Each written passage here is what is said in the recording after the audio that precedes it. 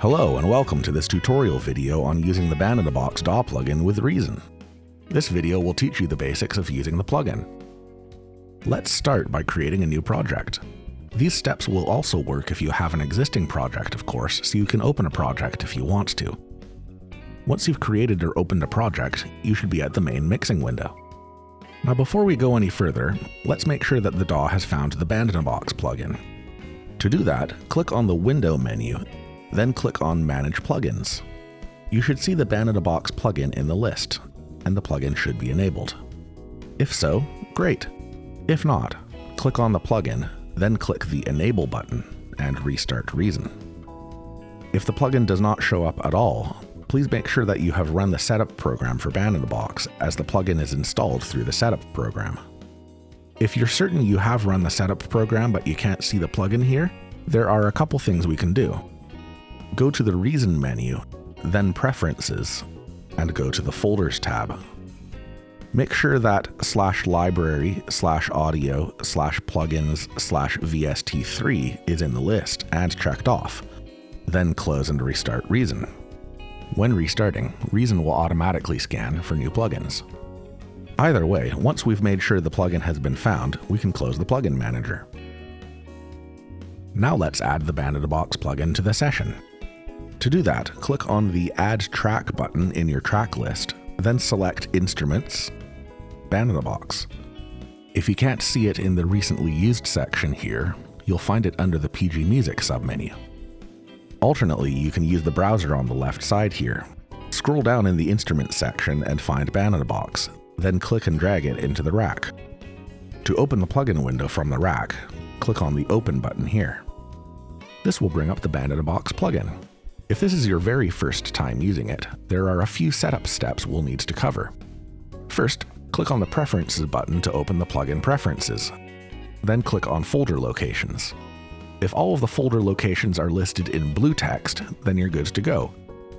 However, if they're in red text, we need to set up the correct location. The easiest way to do that is to click on the Find Folders button. This will try to automatically locate the Band-in-a-Box and content folders and is usually the most successful, though if you've installed Band-in-a-Box into a custom location, you may need to manually select the folders. If that's the case, click on each Select button in turn, then navigate to each of your install locations and click Open. Once you've done that with all of the locations for Band-in-a-Box, Real Tracks, Real Drums, and Saved Tracks, then you're ready to go. While we're here, let's explore some of the other preferences. The General tab covers language selection, as well as the defaults for new sessions, styles, and some of the controls. The Rendering tab covers how the plugin renders your tracks.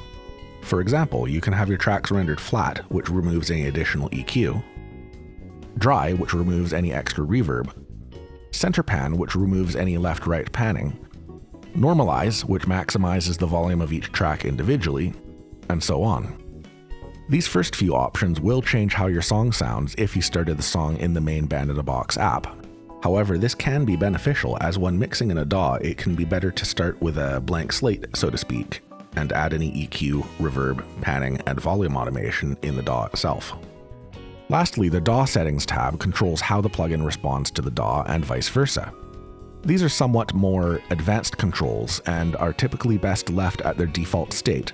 However, it's good to familiarize yourself with these options just in case.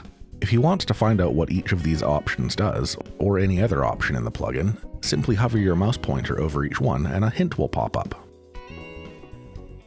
Now that we've set up the folder locations and explored the preferences, it's time to make some noise. If you've already written a song in the main Band-in-a-Box app, then we can open it by going to File, Open, then finding the file you've saved. I have my songs in my Music folder for easy access. However, you can open or save files anywhere you want. If you're starting a song from scratch, you'll see here that the chord chart is empty, so let's go ahead and type in a few chords. Once you've done that, you can set how long your song will be by double-clicking on the end bars and typing in a new length.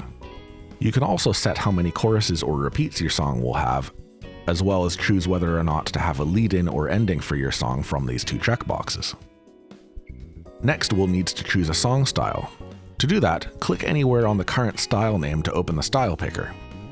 If this is the first time you've opened the style picker, then you should rebuild the style list first. Click on the Rebuild button at the bottom of the window, then choose the Fast Rebuild option and click Yes.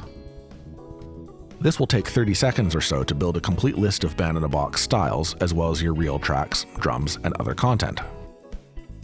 Once that's done, we can choose a style from the list. You can simply scroll through the list, however there are thousands of styles available, so that can take some time.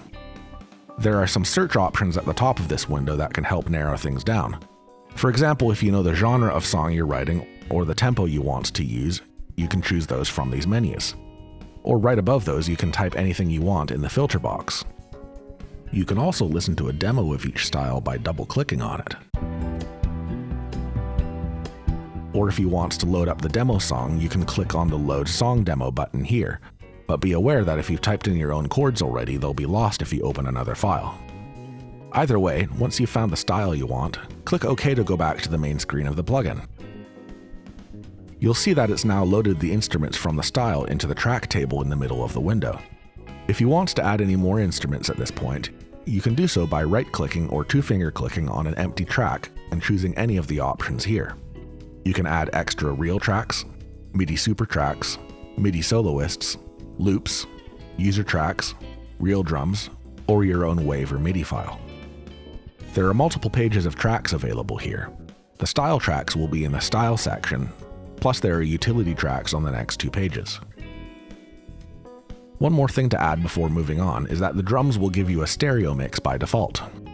In most cases this is fine, as we've done the mixing for you, and it can be fairly difficult to get drums right. However, if you wish to mix the drums yourself, it's possible to get drum stems for many of the real drum tracks. This means you can have separate audio tracks for each microphone that was used when recording the drums. To load drum stems for your song, right-click on the drums track and choose Select, Real Drums. If you can see this section with the different stem names at the bottom, then you can simply check the All Stems box, or you can select each individual stem separately. If you can't see this section at first, that means the current reel drum does not have stems available. It's possible to select a different reel drums for your song though.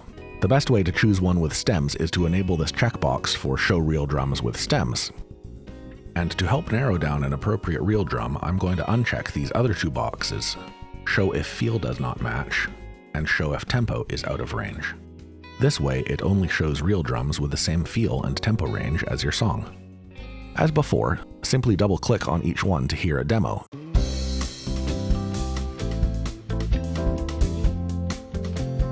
Then make sure the stems you want are selected and press OK. This will add the drum stems to the utility tracks pages. Now at this point you may notice the tempo indicator is flashing at you. This indicates that your DAW is set to a different tempo than the plugin, so we'll need to make them match. To set the tempo in the plugin to the tempo in your DAW, simply click on the flashing blue light here to automatically change the tempo in the plugin. Or if the plugin is already set to your desired tempo, then click on the tempo at the bottom of the DAW and type the song tempo in. If your song is using a different time signature than your DAW, then you'll also have to change that by clicking on the time signature and typing in a new one. Now we're ready to generate your song. Click on the Generate button and the plugin will start creating the tracks for your song. Once it's finished, you can play your song to hear how it sounds.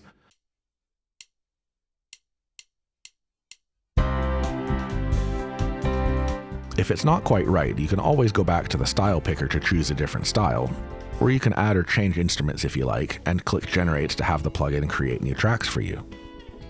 When you're trying out different tracks and styles, the play and stop buttons and the progress bar above them will come in handy.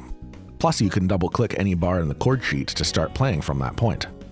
Always remember, if you make any changes to the chord sheet, change style, or add or change any tracks, you'll need to click the Generate button to have the plugin build new tracks for you.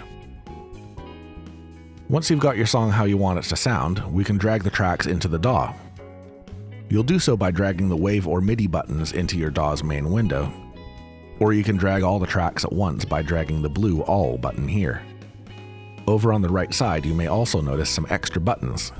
These will give you an alternate version of each track. For example, you can get a MIDI chart from any reel track that has notation, or you can get a WAV render of any MIDI tracks. Once your tracks are dragged into your DAW, You can work with them just like any other recording. You can chop, splice, delete, or edit to your heart's content. As this video focuses on using the Band-in-a-Box plugin, the rest is up to you.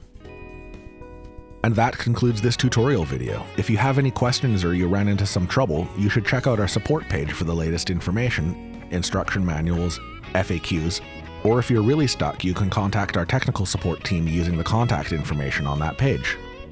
In addition, we have a very active user forum which is free to join and will get you in contact with thousands of Band-in-a-Box users around the world who can share their own tips and tricks. Anyway, thanks for watching, and as always, have fun!